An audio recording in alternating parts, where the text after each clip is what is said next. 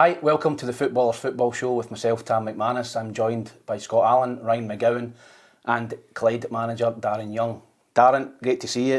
Obviously played together at Dunfermline.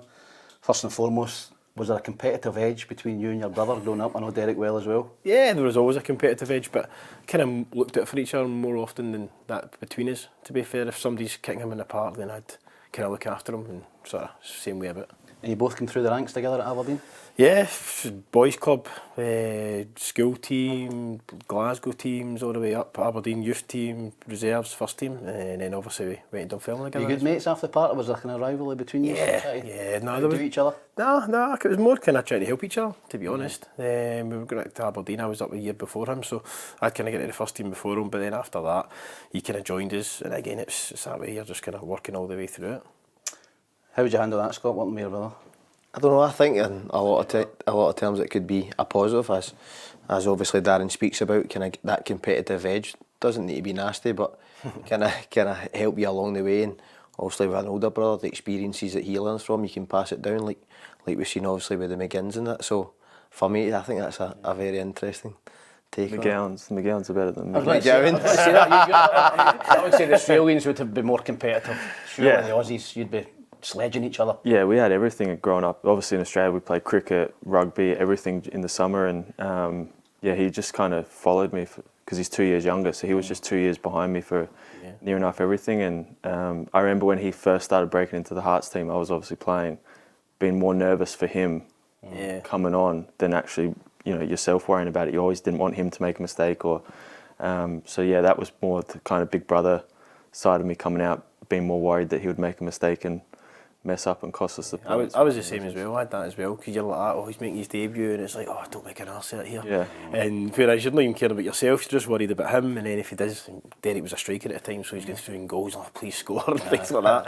I was never that far up, but no, you're kind of wanting to make sure he's okay, and because you've kind of been there and done it ahead of him.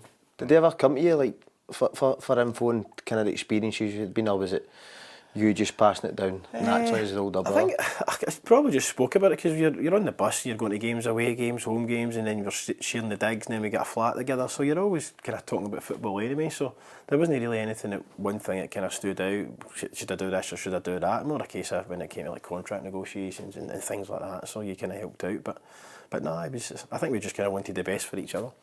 Your parents must have been proud, both of you coming through and playing in the SPL together. Yeah, they were brilliant, because for your mum and dad, for 5-year-old, 6-year-old, they were taking us everywhere. So you're just, again, at the same time, we were the same boys club together, and then we got a year apart. So back in the day, it was like my dad and my granddad would go to one game with me, and my mum and my gran would go to the other game with my brother, and then just kind of swap about. And even now, like, my mum still goes to the games. We've got our home games at Hamilton, so she's there along there, away supporting with her Clyde scar. She's always been a Clyde fan. Who was a better player? Oh, come on. That's an easy one. Me. What do you remember for your debut, Darren, at Aberdeen? The debut, it was against Hearts, 4-0. We battered Hearts 4-0 at Pittodrie, and we had a shot that was going in, and it hit Billy Dodds in the arse and went by. So I was gutted, because it was one of those ones, your hands are already up, you're thinking you're scoring here, and then but no, it was a great debut, and I remember it was like Colin Cameron, Stevie Fulton, playing against all these kind of guys.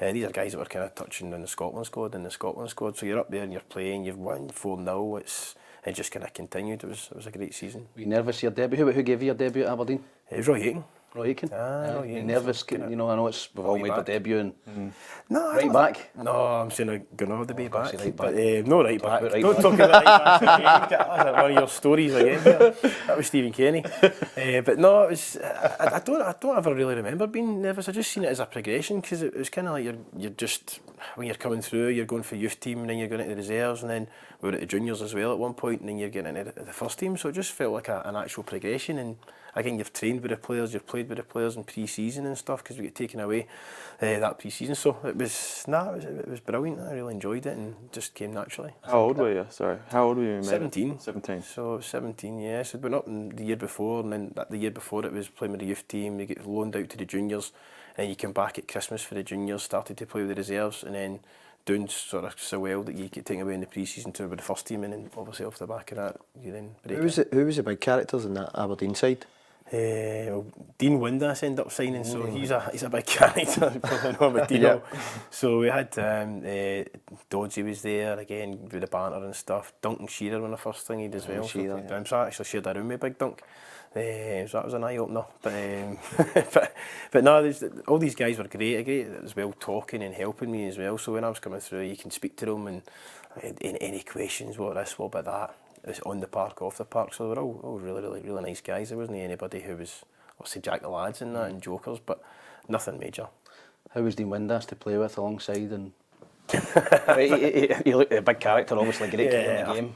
He's done great. When he came up, he was I think he was kind of a big fish in a small pond maybe when he was at Hull, and then he came up to Aberdeen. I think he was thinking he's going to come in and be the big man, and he wasn't quite the big man. You had Jesse, you had Stevie Glass, you had all these type of guys, and then I think he kind of get put in his place a wee bit, but he just kind of settled down, and he is a bit of a character. But no, he was a great player, and they kind of showed how well he can do. And then obviously off the back of doing well for us, he gets to move back down to England, and again he kicked on and did well down there. Is it saddening you now? You've seen obviously his dementia and just came out recently. And yeah, no, I seen that, and again it's not nice, and it's one of these things you kind of hear it quite often now with kind of a lot of kind of footballers and things like that, and I'm pretty sure it's the same maybe for guys in other sports or whatever, but I think it's obviously added to because you're heading the ball and all these kind of things. So whether that plays its part, I don't know. So hopefully there is studies, there is things to maybe show, is this affecting that, and is this why it's kind of happening more and more? But no, it's not great. But he was a great guy, kind of on and off the park. Let's talk about Ebbe Skovdahl, obviously a cult figure at Aberdeen. Maybe. You were obviously the captain, he must have liked you. What was he like as a manager and a character as well? He was a character, to be fair. He had his own ideas. We were talking earlier on about training with certain managers, and again he had these kind of drills. I think he was probably one of the first managers coming from Scandinavia. He was playing like the 4-2-3-1 or 4-3-3. And we just couldn't get it, and it was honestly, because you're used to playing 4-4-2, go and play that, go and shuffle across, shuffle back across, and that's it. Striker drop man and all that kind of stuff. And he came in, we just, I think one of the seasons he came in, it was like 5 or 6 games in a row, couldn't get a win, couldn't get a goal. And then we'd kind of spoken to the assistant manager at the time and said, like, it was Gardner Spears. He says, Gardner, we need to change this. I says, like, it's kind of not happening. It's the boys don't feel comfortable. They don't really kind of know it. Maybe it wasn't so much to do with the lack of him showing us on the park. They just never picked up. And then we went to the first game, sure enough, played Motherwell 4-2. Next game again, 3-0, 2-1. And then what he would always do after like 2 or 3 games of winning and doing well, he'd go back to it. And then it'd be like a crappy draw, and the boys like, oh, here we go. It's not that you're not trying, it just never worked. And then after that happened, you go back again. You get a couple of wins, a draw, a defeat, another win, and then go back again and try and bring it in. So it never really worked. Did he end up going to 4-4-2 and end up having a good season? I think we ended up finishing 4th. It was between us, and you might have been at Hearts maybe at the time. I don't know. We kind of finished 4th. Hearts were ahead of us, getting into the kind of last game of the season, and it's just one of those ones. If it's not broke, it doesn't need fixed. Was he a shouter or was he a quiet man in the dressing room? Yeah, no, he used to have we had a big table in the dressing room. It was like a felt table, so it's an old table, and just all the bits and bobs, the sweeties and all that kind of stuff's on it. And he used to always have these quotes and comments, and it was like, the big boy, that's a big boy, played with Hearts, thingy, I can't remember his eyes, he said, he has a long toe. And he was just talking about he's very quick, and he had this kind of flick. Long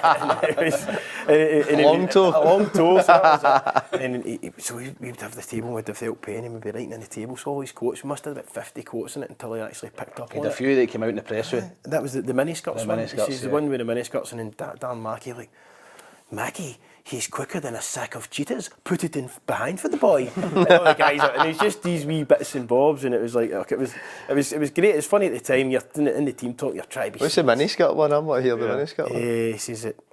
You perk up at that. He goes, miniskirts they were like statistics. It's like statistics. Tell the true story. They hide all the good parts or something like that. They don't tell the story, hide all the good parts. It was just things like that. But his quotes were kind of legendary, and it was in a fish and chip paper. He goes, you read the newspapers. He says, the very next day they are in the bin. So he had his wee bit and his wee kind of rant about that as well. So it was. But look, he was a good guy, but again, obviously sad. He's obviously passed away as well. So maybe just getting to that age when it's starting to happen. What was the highlights for you at Pittodrie, at Aberdeen?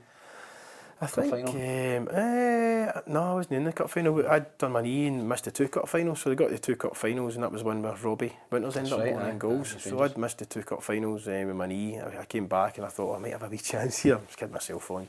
So only won the 2 cup finals, and he just kind of stuck with the guys he had. But it was also good that we got to the 2 cup finals. I think just being captain, make my debut, playing in Europe, just things like that. So it was an amazing experience, and to kind of do all that. Did you find the fans demanding up there? Obviously, coming from Alec Ferguson times and the success that they had, did you find them demanding, or give you pelters if you weren't doing the business and stuff? I think so, but I think obviously a club size Aberdeen, they're always expecting to be kind of in that Rangers Celtic, and then it's top 3, 4, 5. Obviously for Aberdeen, you want to be kind of top 3, 4. So it was always we're kind of round about that, they kind of things. If you're round about that position, then okay. But there was kind of challenging times, because then a lot of like the money side of things as well. There was cuts and stuff, and then with I think it was like Dundee, Allan and Motherwell or something. I think they went into liquidation or administration at the time. So next minute if they won, they were getting cuts, etc. So, but no, it's one of those things. I mean, I enjoyed my time. I loved my time, and it didn't end great just because I'd a certain, if I played one more game, one of these, you've probably heard this before, the other guys, play one more game and get a certain amount of money, and then next minute they're not kind of fancying you type of thing, asking you to take wage cuts and all that, and that's how I kind of ended up. So close but so far. Touch it. That was usually my excuse when I get free. Play one more game. How did you enjoy Aberdeen as a city? I loved it. One big street and one nightclub and it's more than that, but no, honestly it was great, because when we came through at the time, there must have been about 8 or 9 of us all came through the kind of youth team. So there was 2 or 3 boys, maybe it was like you come through under 18s, 17s, and you all came through to the first team. So we had a great bunch, still in touch with quite a lot of the guys up there, and I think it was kind of the right place, maybe not so much the right place at the wrong time, but I think if we maybe had a manager that could have, I don't know, maybe gelled or got all the young boys together, because I mean, all the way through, you'd big Ryan Essen in goals, you'd Michael Hart right back, you'd big Russell Anderson, you'd Xander Diamond, Phil Maguire, and you'd Keir McNaughton. There was myself, my brother, then Chris Clark, Darren Mackey up front, and then I think one of they'd signed Robbie Winters as well. So he's a great core of Scottish boys. So maybe had you had that wee bit more experience, then I think they could have maybe gone on and kind of done something. You worked under Jimmy Calderwood at Dunfermline. Yeah. So obviously sadly just passed away. Sum him up as a manager and as a person. Oh, he was full of life. Great guy on the park, great guy off the park. As a manager, he was brilliant. There's a few things that I still take now and like to the team in regards to my own coaching and that side. You get beat 1-0 or 2-0. Do you go 2-4-4? I remember playing against the Jimmy Calderwood team when he'd done that. And it was carnage. That's true. That's a true story. He used to do that all the time. And again, I think it's more a mental thing, because you're saying to the players it's 2-4-4, but your guy who's playing kind of right mid and left mid, they can play right back and left back, so they know themselves that, do you know what, as much as we're playing 2-4-4, he's just wants us to go and press and go and close. It's probably no much different to what like kind of Pep's doing now. You see everybody's the weekend, didn't it? Man for man at the back, so it's. And you can kind of see, obviously, if you're playing against the better teams, you're not going to go and do that against the Rangers or a Celtic. It was more like 2 right backs and 2 left backs for that side of things. But no, it was great, and his training was really good, high intensity, high tempo, demanded from you. And again, for me, he got the best out of me. It was only the kind of one season, but in that one season, we'd finished 4th. It was the highest league finish in Dunfermline's history in the Premier. We got to the Scottish Cup final, we got into Europe. So it was a great season for me personally, and then he jumped ship and went back to Aberdeen. So, is there any one kind of memory or story that you can think about, Jimmy? Probably one of the first night out with the guy. So I think it was the Isle of Skye or something. So we went a night out, and he's like, right, make sure you're back by a certain time. So it was me and the young boy Aaron LeBont. So just there, I'm thinking, right, need to make sure I'm back home all right. So we're all in the nightclub or the barn dance or whatever it was at the time. So we come back. So me and Aaron LeBont have come back. It's like maybe 3 minutes past 12 or something. Back in, Jimmy's at the door. I think he was sitting playing cards with Jimmy Nick. And I'm like, right, you two, come here. And I'm like, oh no. So it's like, right, you're fined and you're fined. 3 minutes past in my watch. And I'm like, didn't know what to say anything, so I didn't want to stick the boys in it. The other 16, 18 boys are sitting in a nightclub. They're still in there, and they're like, oh, he'll be fine. So we end up getting fined. So me and young Aaron get fined. I'm trying to be the good professional, come home early. So I'm on the phone to the guys, right, the gaffer's down at the front door, you need to come through the back door. Baz, Nick and my brother Derek, their window's open, so I've got their window open, everybody's coming in the radiator through the back. Radiator's ripped off the wall in the morning, it's pissing the water. But it was funny, it was one of these things. He was a great guy, and again, he could kind of come and go with you as well. So, but if you've done well for him, kind of on the park, then he'd kind of look after you. Yeah, I always thought that. Obviously, I played against him when I was at Hibs for a few seasons, and my abiding memory is when they were getting beat, they just went gung-ho, but they always tried to play football. Yeah. When I played against them, I don't know if you were Crawford and Brewster were two strikers. That was the ones. Maybe Barry Nicholson making runs for the middle of the park, Lee Dare there as well. So they're really, really good. He played over in Holland and that though as well, so he did. He had good ideas on the game. Obviously, he played and coached in Holland. Just come back to the cup finals there in terms of Celtic. Yep. I was at Dunfermline when we lost. They must be the bane of your career. The cup finals against Celtic. Well, that was it. He got to 4 cup finals in 5 years I got to when I was there, and it was the 2 Scottish Cup finals with Celtic and the League Cup final against Celtic, and I was like, any chance? Then you've got St Mirren and Livingston playing each other, or Gretna getting to the final. Livingston's a big club. There's a Hibs Livingston in there, isn't there? In the League Cup. So you're just Have you there that day? Playing for Hibs. you're just sitting saying to yourself, I mean, if could we get an easier team? But no, it was great to play in the cup finals.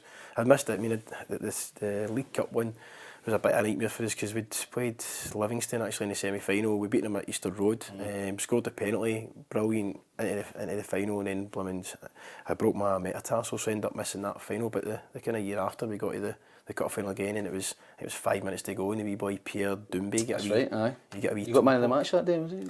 I get my match, yeah. Well, I remember that. I remember that cup final because I was at Falkirk earlier in the season. And I'll never forget this. The rule got changed the year after. I was at Falkirk and Liam Craig. I was binned. I wasn't in the squad. So me and Ryan McGeady were away to put our coupon on. And Brian Rice, I know. Was he putting his coupon on as well? He was putting on for Chipper.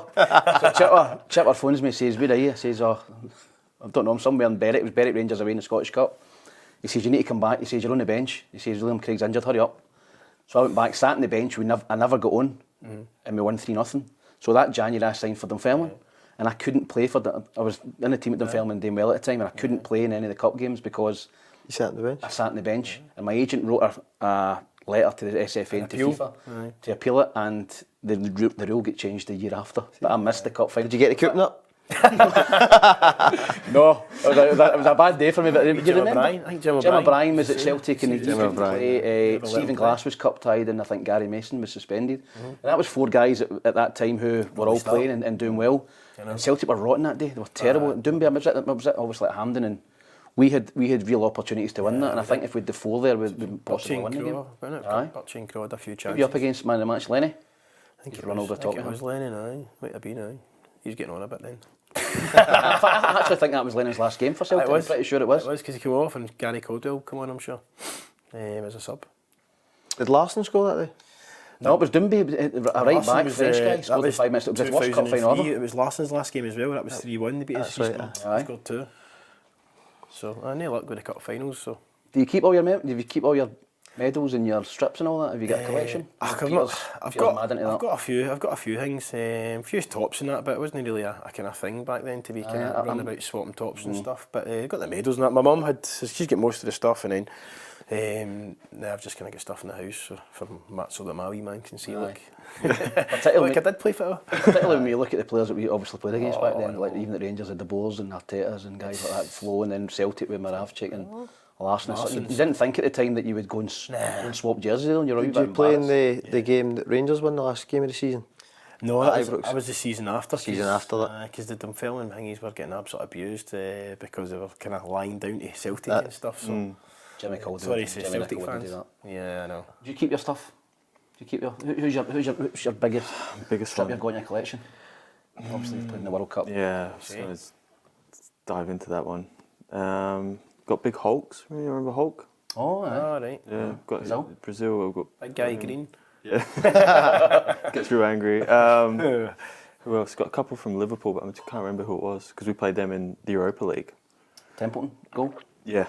So just got a couple of them, but more. I can't remember who I got on the back, but it's more just to frame the front of it to actually, because my little one supports Liverpool, so I always bring it out that I played against them. But yeah, again, I wasn't big into swapping shirts or I remember at the World Cup we had a couple of players that was their sole focus, was making sure Will they not get thingies, Messi's or something? Was Yeah, it? it was Devlin. Cammy Devlin. Yeah, little boy Devlin. Supposedly that's worth a fortune, isn't it? Is that worth a fortune, that strip? It was like his 1000th Yeah.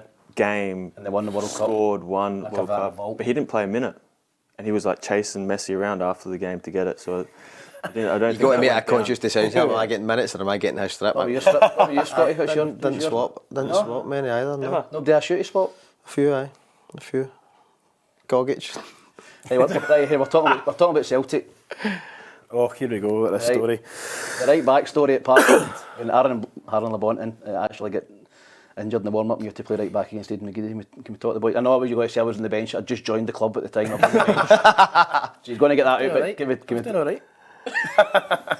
No, I was Aidan McGeady, prime Aidan McGeady. was prime but Aidan McGeady. I was just back for a calf injury. Oh, the last guy you need to be playing against. And he's thrown me in at right back, and I'm like, that. He goes, Show him the line. Darren, you're going to play right back up against McGeady? And I'm like, that. Oh, Jesus.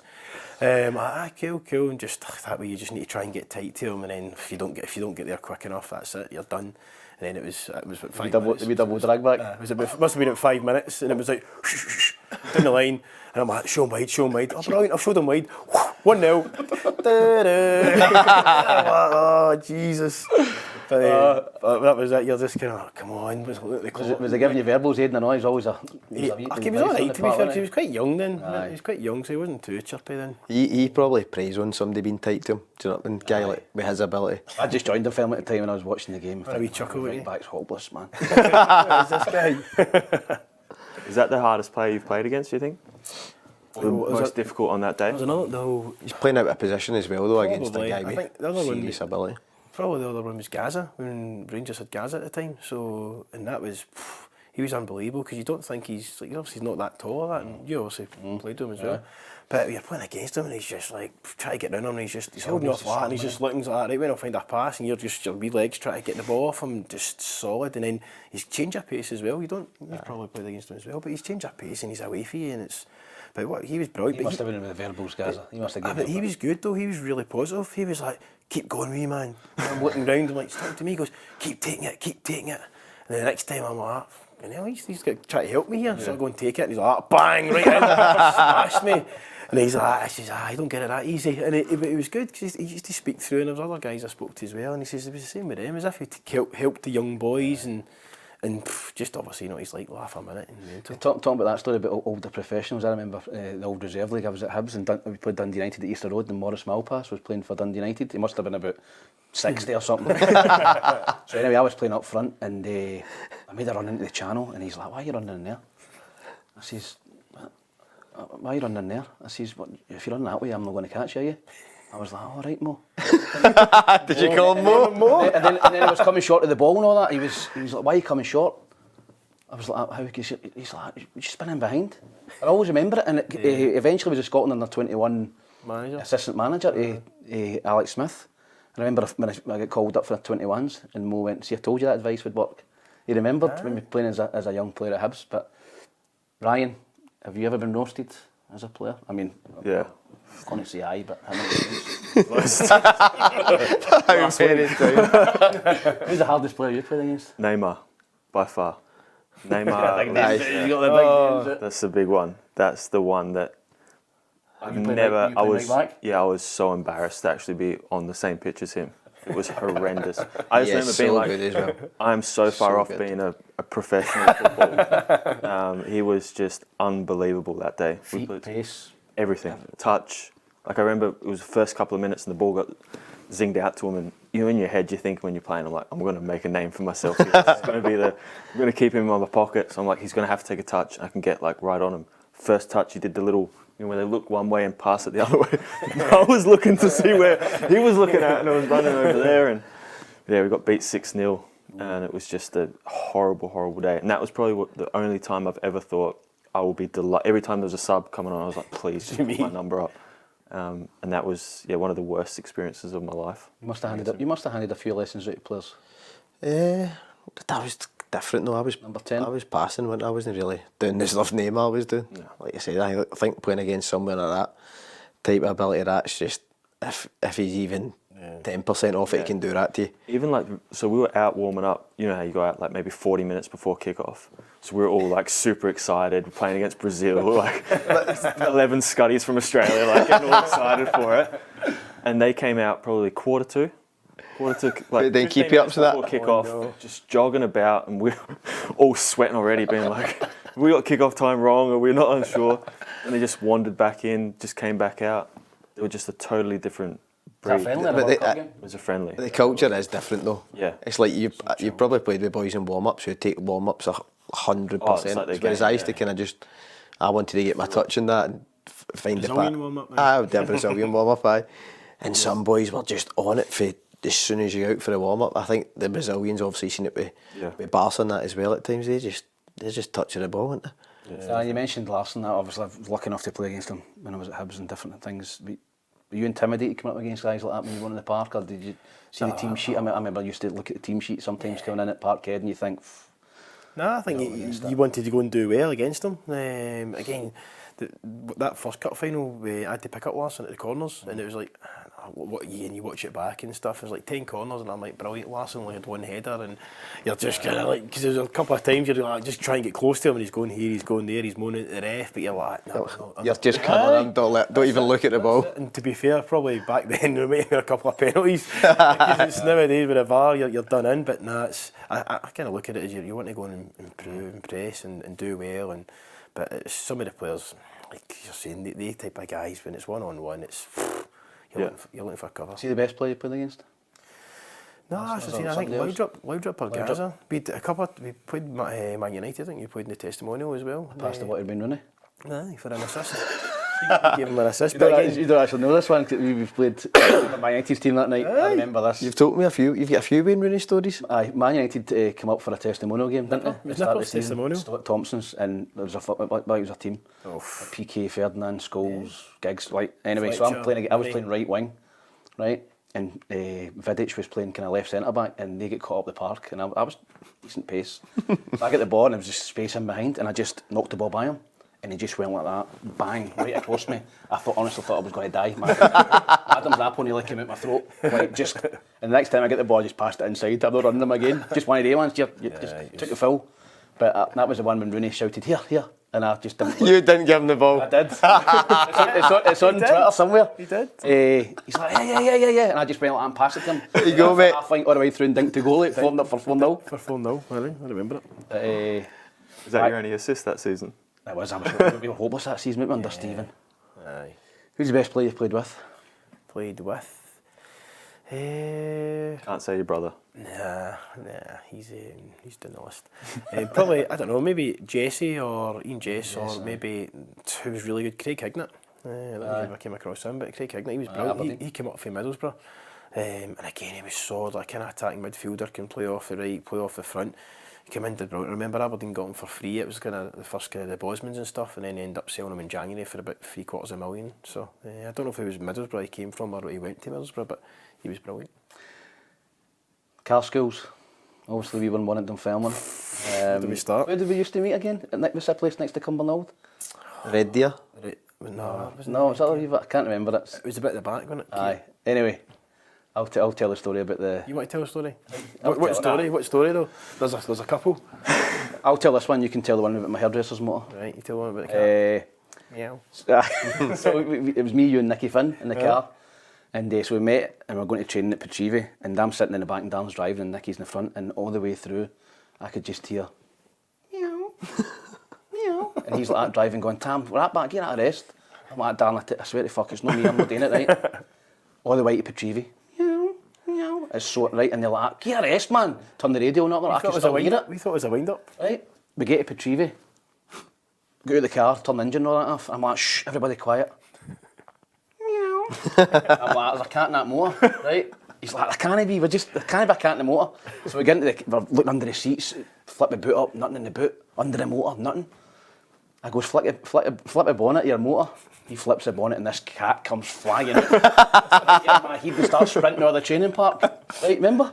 Terrified. It literally been sitting on the engine the whole way. The whole way there. For there, you think, mate, it must have been like, how it's still alive. under the bonnet. Crawled up probably to get the heat, maybe. Whatever Because Wayne's was done, there. and it was. And so it's just running about retrieving everybody's pissing herself laughing. Like, get the cat and all that. So we ended up had to get the cat. We tried to get. I think we got the cat to take it back, did we not? We got the cat and put it back in the box. in the box I'm sure you and put it in a box. And we just went back and just dropped it at the bit we were at. where we thingied, where we met up and said, right. It's a nice touch for the both of you. I know. Did you ever see the cat again? No. We haven't seen that cat in 20 years. There we go. Oh no, he was murdered for timekeeping, and then he was always like I always try and get an extra 5 minutes in my bed, just laziness. Did we hairdryer? Aye. Did we hairdresser's car? And then he came back and it's, what if it's a Peugeot, was it, or It's something? a Peugeot hardtop. And it's a, Don't know why I bought it, man. it was a wee convertible thing and it had a wee daft window at the back. Aye. And for whatever reason, they never get the wee window fixed. So we were driving to training, the window was, no window. We were sitting there with a hat and the gloves and that. I'm like, The bin bag over it. you need to get this fixed, man. And he was like, just. He was driving his big BM at the time. He was on a big dote them fella and I came in late and got the scraps. What's the worst cars you've had, boys? You had any crap motors? Growing up, Scott, I had you obviously some Scotties, yeah. Dundee United, West Brom and that, he's probably let me Yeah, Nah. To be fair, I got an Audi was my first car. I used to get the bus. I used to get the bus from... In Australia? No. Yeah. Yeah. So I didn't get a car till I was probably like 21. So I used to match day. This sounds like an idiot. So match day, I'd literally be waiting at the bus stop, and I'd be praying that one of the boys would driving in and would feel sorry for me and stop and pick me up. Otherwise, I'd have to get the bus, and I'd get off just before Tynecastle. Yeah, just get off. My God. And be on the bench. Don't they just want to pick you up anyway? Surely I just didn't want to be. I was that guy. I was a loser when I was growing up, so I didn't want to be like that one to be who's coming to pick me up. So I used to get the bus and a couple of stops off before Tynecastle and sort of snuggle in. I was the same, I was always terrified of driving. I only passed my test when I was about 21, 22 and I was at 20 Hibs. as well. And Later on. I bought a Ford Focus, right, my first car. I was at Hibs, I was in the first team. I could have bought any car, really. And Did you get the ST I one? bought a Ford Focus because I'd done all my lessons in a Ford Focus and I thought, yeah. that's the truth. Honestly, I don't know why I done that. Method behind the madness. Give us an insight into your change, obviously your good career, obviously went on to Dundee and Morton, different things, but managerial career starting at Albion Rovers. Yep. Great success at Albion Rovers. How did you adjust from being a player to being a manager? I was a player manager to start with because obviously when I did the opportunity and I mean I'd done a bit of coaching but I still wasn't kind of up to speed as such, obviously still learning as you do it, and because I knew Sandy Clark was kind of free and I'd spoke to him and says, look Sandy, got a chance to go to Albion Rovers here. I goes, would you come along as assistant manager? I'm still going to be kind of playing. Again, still kind of had it in the legs to drop down to League Two, and I still think I could have put in a shift, which I did. And Sandy kind of took most of the training, so I just kind of learned on the job as such. But obviously, you've got your own ideas and things. But looking back now to think, God, I just kind of took the jump, and I was probably nowhere near ready. But in your head, you're like, nah, I've been coaching, I've done this, I'm doing that. I'm happy to go and give it a go, and then I think you just kind of learn as you go. But that was great. First season, obviously we won the league and get promoted, and then obviously we stayed in the League One 2 years in a row and just kind of missed out the playoffs. So it was brilliant to kind of start off like that, and then it's obviously continued, not too bad. Is it hard to identify at that level players? I know you've not got a big, obviously Albion Rovers, your budget would probably been very, very small, but is it harder to go to players and offer them money that you think? It's not hard, you just live within your Do you means. have to sell kind of yourself in the club? Yeah, I think there's not much selling there, is there? No, but at the time you're trying to just get guys on board. Again, it's looking for your contacts to get loans and maybe guys feel like the Premier Championship and What contacts? that's basically kind of working for your contacts, and then again you've got to go to a lot of games and kind of see them and again a lot of this come from guys like saying, look, this guy's looked good.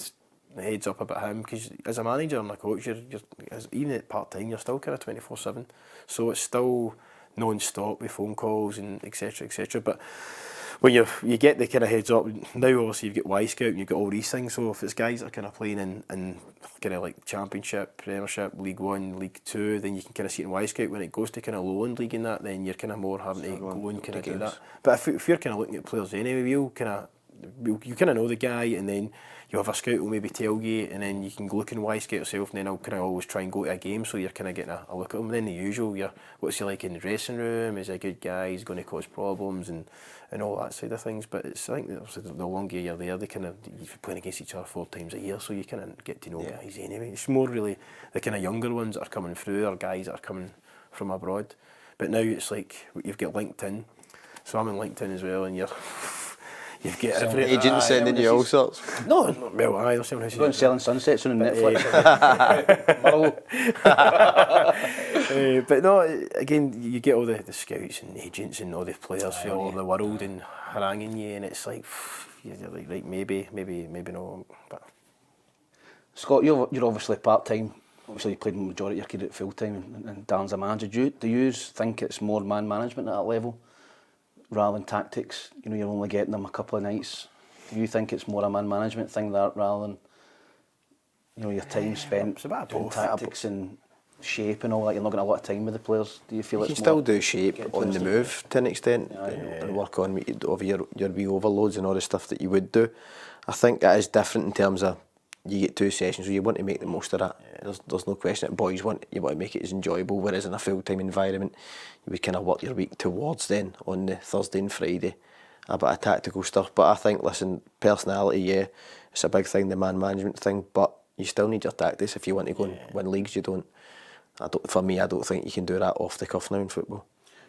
Sorry, What's the hardest thing that you find as obviously playing full time to then managing part-time players? What do you find the hardest in those 2 nights that you get them, or 3 nights that you get them? God, I think it's just the time thing. You've just kind of got limited time, and the Scottish says you need to make sure it's an enjoyable session, because you've got guys that are working 9 to 5 now, they're coming straight to training. So if you try to kind of set it up like a full-time environment, and it's like, right, we're going to do this and we're going to do that, and then it's just kind of like, boys are like, oh, for God's sake, and you're maybe standing about, and you go here, you go there, and you're doing the shape, and obviously you've got time to add that in, and you maybe do your set pieces at the end. But you've got the kind of video as well, so you can kind of use that and send that to guys, or just kind of show guys, say, right, look, this is what they've done the last couple of weeks for free kicks or corners, etc. And then you can kind of just add your wee bit on and say, right, we want to do this, or maybe it's a back post, or maybe they're weak at the front post, or so it's just. Would you do a lot of that through like a group chat than actual training, or would you try and? Probably more training, or maybe the individuals that would be kind of dealing with it type of thing, or that set piece, or attack, defence, whatever it may be. So you kind of speak to them individually. Scally, assistant, he'll kind of do a lot of that stuff as well. So, excuse me. So it's just like kind of getting the right balance of enjoying it, but at the same time you need to be kind of serious. And sometimes, obviously, your tactics, I know you're saying, you just turn up, it's like, wey. That's probably what you're about 6 weeks. That is the games, boys. You obviously kind of need to have that wee bit, and again, speak to people and talk to people, and again, when they're doing well, you kind of get the praise, but at the same time, if they're not doing it, then you need to be kind of right at it. So. How did you find that? You've got to go and roll at people. And obviously, as a player, I played being that. You were pretty vocal in the dressing room, but in terms of being a manager, knowing the right time to put an arm around somebody or to give them a rollicking. I think to me, I've known your players. Known your players. That's kind of it, because I think nowadays it's completely different. I mean, back in our days, it'd have been. You come in and now at half time, you're doing all right here, and then the manager's right, yeah, and the manager's erupts. Tam's checking his coupon. He's in the toilet on his phone. but no, nowadays it's just a case of being more open and speaking to the guys. A lot of guys I'll speak to individually rather than like in front of the group and that, because obviously different characters. Some guys might take it a wee bit harsher than others, whereas the older ones, they'll be okay to kind of, because there was one time at East Fife, and it was the boys Darryl Meggett, and we came in and I'm like, right, Darryl, you've done all right. I says, but I'm going to have a go at you, and I blasted Darryl in front of all the boys, because Darryl was quite a big character, and the boys like, the gaffer's absolutely slaughtering him. But I'd kind of had it set up just so they get a reaction off the boys at the second half, and we scored 2 goals and won the game. And it was just wee things like that just kind of like, because Darryl might have been like, what the hell, he's slaughtering me here, and I've actually done all right, but I just kind of made. He's playing the game for you as well, helping you. So he's kind of helping us out, but it's fine. How do you deal psychologically with losing runs, long losing runs? Do you change it? Many, have you? No, do you change it? Do you change it? No, obviously you've went and winning runs, and there's obviously times it's hard, but do you change your manner with players, or do you change the training? No, I think... How do you try and turn it around? I'll just assess it after every game. I'll just assess it and have a look. Right, see how have we done. Like, for instance, we played East Fife 2 or 3 weeks ago. 55 minutes, for me, we battered them with a better team, had X amount of chances, hit the post, hit the bar, we had a stonewall penalty not given, 3-4 one-on-ones, they've not had a shot on target. 55 minutes, long throw, toe poke, 1-0, 60 minutes, long throw, toe poke, 2-0, and you're like, oh, Jesus. So even at that, at 2-0 down, we're still saying if we get the next goal, we're still confident, we're still doing the right things, and we're still passing it and getting forward and creating chances. Defensively, Big Eastie and Big Andy Monroe at the back, brilliant for them. So brilliant, they defended their box well, and again they get the win. So although we beat 3-0, you're kind of finding it hard to find fault, obviously, with the goals at the time. And the last goal was like a 92nd minute. You're defending long throws on the Tuesday. Aye, so it's just things like that. But one of the things that we actually did make him in, it was like just the actual throw-ins for. I know it's a basic thing, but watching the throw-ins just before I'd went in, and obviously your wee clips, and then watching the guys, and it's like just the throw-in was too close for the guys. The throwers throwing it, it's like 5 yards away, and then it's bouncing back, and then it's kicked out the park, and then it's a tackle or whatever. So we worked on it, and again, not saying because we worked on it, just making sure, like, guys, make sure it's the thrower, don't take it unless there's 10 yards of space. So take the throw-in. So we played, I think it was East Fife game at start. It was a wee crossover. I like the crossover. I still like So the hard crossover. to defend. It's so hard. You know it's coming, and you still Something get goes out there of and it it. goes inside and you're out the other side. Put the other side. It is, and that was it. One of the ones was got it back, out, switched to the other side, down the side, cross, goal. Other one up, back and through, in behind, goal. And then the other one was same again. The midfielder drops in. So we scored 3 goals coming from throw-ins. And it's one of those ones you like to guys, look, this is... You're like that. But the wee things are the big things.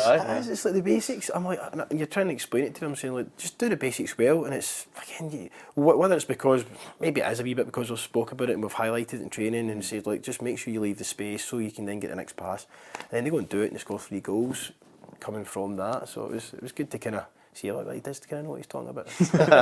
Talking about long periods without winning a game, obviously your old club Aberdeen at the minute, Jimmy Thelin, you've got sympathy for him. Obviously I think they went 13 or 14 games winning, and now it's the complete opposite and they've got 4 points out of the last 13 or 14 games. Do you see him turning it around up there? Hopefully. It's an interesting one. It's a kind of... Because I'd watched the games as well, I've seen a lot of their games, and I thought they'd done all right in the first 12 games that they'd been undefeated in. But at the same time, there was like 3 or 4 games where they scored late on, and there was maybe kind of 50-50. So I don't think they were quite as good as they were. They were good because they were getting results and getting performances and getting the wins over the line. Now you've kind of got that situation where they're not getting the goals, or they're maybe not getting the luck or the penalties, or sending offs going against them, or whatever it may be.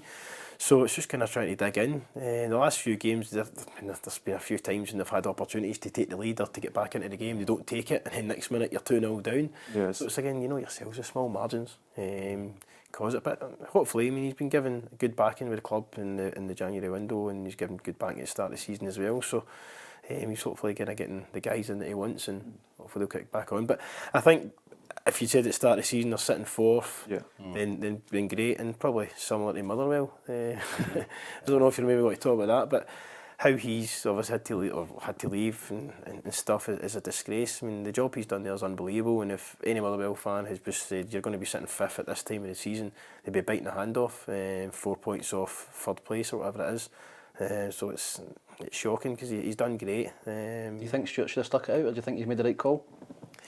You don't really know the ins and outs. You obviously hear what's kind of written and stuff, but I think maybe because you don't kind of know the full ins and outs of it. But I just think for the job, and it's sometimes for fans, it's you need to watch what you wish for, because if that manager goes away, then and I think even an example was the Aberdeen with Tam McManus. The fans are moaning. He's 3rd every season. They're into cup finals, cup semi-finals. Oh no, we're not happy with this, that and the next thing, and then they go through about 3 or 4 managers, and then obviously they're at Jimmy now. So it's crazy because the guys have kind of been there and done it, and it's sometimes it's fans, they obviously want everything. They want the team to play good, attractive football. They want to score goals, they want to win games, but then sometimes there's a situation where you're winning games but you're maybe not playing so great. And it's like, what do you want? Do you want to look great, play great, but get beat? Or sometimes you can't have both. And it's for me, for us as managers and coaches, you're wanting to be, as long as you're winning, if we can play nice and be attractive, then brilliant. Have you had any of those experiences? Where you've like had fans just heckling you or getting at you? And We had it was a Scottish Cup game. And we ended up getting beat 1-0. We get beat 1-0 and I can't remember the name of the team. And I think it might have been Brora actually. And Was this East Fife? East Fife and Chris Dugan. So Chris Dugan's in, rounds the goalie, empty net, misses the goal, completely misses the goal. It's just nobody in the goals. He misses the goal and the fan stands up 4 rows behind me, shouts, "Oh, Young, F and this and F and that," and I just turn around and I'm like, what do you say to that? And I'm like, you can't score that from. We were practising that on a Thursday night to round the goalie and put it by the post. Whereas if the guy scores, then it's like, oh, brilliant. Not that you're looking for praise, but at the same time, the players are the guys that go in the park and do it, and they're the ones that deserve all the accolades. Obviously, as a manager, if they're getting beat, then you're the one that takes the brunt of it. But at the same time, it's just stupid things like that with fans, and you're thinking, the guy's rounded the goalie, what's that got to do with? How can if it's a throw-ins, it's on me. But they'll say, the fans will say, well, you pick him, or you've bought him, or you play him. Exactly. Do you think there's more got to be done with this abuse in terms of managers? Do you think this is a case of? I know there's a lot of talk about it at the minute. It's always been there. Stuart Kettlewell, It's but always been there. I think for me, it's part and parcel of the game. You've got to take the good with the bad, and that's the position you put yourself in. You can't be too. as long as it doesn't overstep that mark, I think there's always going to be that in football. Unless you're getting, obviously, your time. What is overstepping the mark though? I was going to say an example of Lennon getting death threats, for instance, That. and bullets in the post. Or family, or like physical abuse or anything like that. Because I think Kettlewell was in the stands at the weekend. I think that's kind of where it stems from. Was obviously that he wasn't in the dugout. So I don't know if something's happened in there, but I definitely think when you start, physically, or if he felt threatened or anything like that, that's what you don't want. But I think being the manager or a player, you put yourself out in that arena every week to sort of, you either get abused or. And if you played or managed, we've all been through it. Do you think that will go against Stuart? His next job? Do you think that? No, I don't think so. The directors, owners would look at that and go. I think he's kind of stood up for what he kind of believes in, type of thing. So it's only he will kind of know the full ins and outs of it. But I don't think so. I think his actual record on the park should be standing up more than whether he's kind of walked away because I think of it'll that. reflect well on him. I think, I mean, he's Depends how the club looks at it in terms of if you go to a club with a bigger expectation and then look at that, because what he's done with Motherwell has been fantastic. There's no getting away for it. It just depends on who's hiring, I would imagine. Yeah. Right, tell us about your career away from football. I know you're a top estate agent. You fill my timeline all the time with selling houses and how's that? Hear it and like it either. Any chance? How's that? It's good. Obviously away from football, does it take your mind off the game at times? And Nah, your mind's always in the game. It's still kind of 24/7. So even, I'll be out you're doing viewings or whatever, you're doing valuations and you're out and speaking away to people and your phone's going to do with the football, or you're doing a viewing and next minute you're getting training sorted or you're arranging whatever it may be. So that's non-stop. It's something I just got into when I went from kind of Alloa to Albion Rovers, like kind of the full time. For part-time to kind of the player manager side of things, and it was just something alongside that because I'd been doing coaching, but you know yourself, sometimes when you're doing the coaching, you're always out at night and in your weekends, and when you're kind of weighing up, do I want to keep on coaching? I'm now kind of player manager and I'm coaching there, and it's kind of like the money wasn't kind of great for doing the coaching, and the hours weren't kind of sociable, and you get the missus, you've got a wee one, etc. So you need to kind of find some time. So with the kind of staging side of things, I'm able to kind of do both and kind of work around each one, and it kind of ties in really well. So does it piss you off when people recognise you and go, "You Darren Young"? No, it actually works for my favourite at times, because you get a lot of people who I think they then trust you. See, because they feel like they know you or they've watched you and I used to play Aberdeen and Thelin, etc. You're the manager and stuff, so it kind of actually works in well and it ties in well. You end up getting the house sale or you end up getting the person coming on, so it's good that way. Do you ever watch stuff on Netflix, the Selling Sunset and stuff like that? I think I could sell that house. If only the weather here and the £1 million houses. It's a different world over there. It's for the money they make for the one sale. What would you do for a job, Scott, if you weren't into football? What would yours? A PE teacher. a school teacher. But maybe not. I probably didn't have to. Aye, glasses. Or your glasses would fancy. I've never really. What about you, Gazza? Yeah, I'll probably be that. You teacher? Yeah, school teacher. I think we've been a bit. That's a standard thing to say, isn't it? I think. Well, I was the same as well. That's what I would have been wanted to be if I was kind of Something to do with sport, I think. I think most football players would. Well, you are technically a teacher of sort, aren't you? No, coach at Breakers. I'm not a teacher. A bit of both, no? Because No, don't. Imagine sending your kid in and that was your teacher. Jesus. What, Taking the kid straight back what, out. at football or actual? Both. 0 standard grades. Pass rate. What's your ambitions with Clyde? I know obviously this season is you've obviously come in late and you're in a tough predicament. Is it just a question of staying in the league this season and try to build for next year? It's consolidation, to be fair. Just come in, consolidate. Obviously, we were bottom when we kind of first came in. We've had a lot of injuries as well, which has been an absolute nightmare. 10, 11 players out for 3-4 weeks. And then, just in the last couple of weeks there now, we had obviously boy Jordan Allen away to Queen of South full time. Robbie Leach came out injured with dislocated shoulder. Marley, he then broke his ankle. But Kyle had come off with his knee. Paul Mackay, kind of semi-retired. He's going to go and help his dad with his agency. And who's it? The boy Jordan Houston's now to Finland. He got an opportunity to go full time with Clyde FC Hacker. So it's just kind of been one thing after another. I mean, at one point we had 4 goalkeepers. We had 2 signed goalkeepers, and then we had 2 loan goalkeepers because the signed goalkeepers were done in. So it was just one thing after another, and it's just kind of, you were getting one back and then 2 going out, and now we've got 2 players who definitely need operations, but they're just kind of getting through. It's not kind of doing them any worse. So it's hard, but no, my ambition is to obviously try and get up the league, whether it's into the playoff positions this year.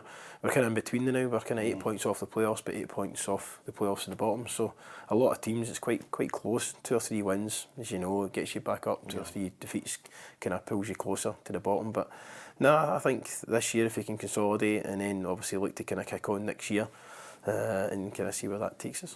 Is it tough, obviously not having a home in terms of the football club and you're playing at Hamilton and? Yeah, I mean we train at Airdrie, so it's actually it works out quite well. It's 10 minutes to Airdrie for me and then 15 minutes to the stadium, so you're in between, so it's perfect. But no, I mean it's good facilities. Airdrie, great facilities, and you've got the wee gym in there as well for the boys to use, which also helps. And then the game's over at Hamilton. But no, it would be good to kind of be able to have somewhere that you're kind of stationed and say, right, this is where we're home as such. I think they've obviously been working on that for a few years now, and if they've been knocked back a few times, you'll know about that, knockbacks. But no, it would be great. But again, I think that's the obviously ambition for that side of things. So hopefully we can get that done, and if I'm still around, then great. What's the best piece of advice you've had since you became a manager from someone? Maybe a coach or an older man, or somebody that said to you and you've stuck with it? They've always, the thing was always is recruitment's the most important part. That was it. For any manager that ever I've kind of dealt with in that, and you could be the best coach in the world, you could be the best manager or whatever it says, but if you don't get your recruitment right and being from players who maybe aren't good enough or players who are good enough but have got a terrible attitude and then they upset the dressing room. So that's kind of one of the things for me when I'm a big thing anyway, that you're taking players on, then they need to make sure that they kind of fit in with the dressing room. Do you have like a set process that you go through for your recruitment, or is it more just depending on who it is and who you've spoken to?